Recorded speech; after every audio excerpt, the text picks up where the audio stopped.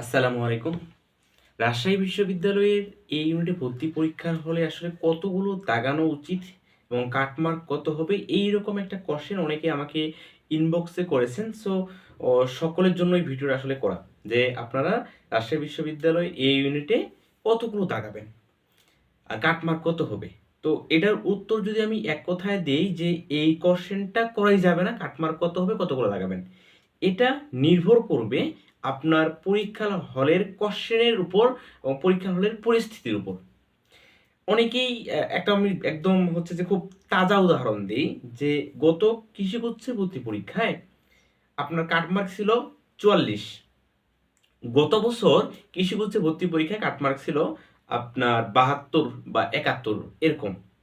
এখন বলেন, কেউ যদি এই কোশ্চেনটাতে, এই বছরের কোশ্চেনটাতে যারা 72 টার্গেট নিয়ে দেখাতে যাবে তাদের চান্সই হবে না, কারণ এত বেশি মাইনাস খাবে যে তাদের চান্সই হবে না। সো বেসিক্যালি আপনার সিদ্ধান্ত হবে যে পরীক্ষার হলে কোশ্চেনটা দেখার পরে যে আসলে এই কোশ্চেনে আমার কতগুলো দাগানো উচিত, যেগুলো কনফিউশন আছে এগুলো রিস্ক নিয়ে দাগাবো আর নাকি হচ্ছে যে দাগানো উচিত না। যদি কোশ্চেনটা কঠিন হয়, আমি একদম ক্লিয়ারলি বলি, যদি কোশ্চেনটা কঠিন হয় যে আপনি এই কোশ্চেনটা কখনো শুনেন নাই বা চোখ দিয়ে দেখেন নাই, তাহলে ভাববেন কোশ্চেনটা কঠিন হয়েছে এবং যেগুলো 100% শিওর সেগুলো দেখাবেন এবং 90% শিওর সেগুলো দেখাবেন। আন্দাজে দেখানোর কোনো দরকার নাই, তাহলে অন্তত চান্স হবে, অন্তত চান্স হবে। আর যদি রিস্ক নেন, হয়তো মাইনাস খেতে পারেন অথবা আপনার হতেও পারে। রিস্ক কোনটাতে নেবেন? যেটাতে আপনার কোশ্চেনটা জানা আছে, হ্যাঁ এই কোশ্চেন আমি পড়ছি কোথাও, বা হচ্ছে যে একটু কনফিউশন, সেটাতে রিস্ক নেবেন। এমন কিছু কোশ্চেন আছে যেটা আপনি কোনোদিন শুনে নেই, ওটা ক্রস চিহ্ন দিয়ে দেবেন কোশ্চেন দেখার সাথে সাথে, ওটা কোশ্চেন দাগানোই উচিত না।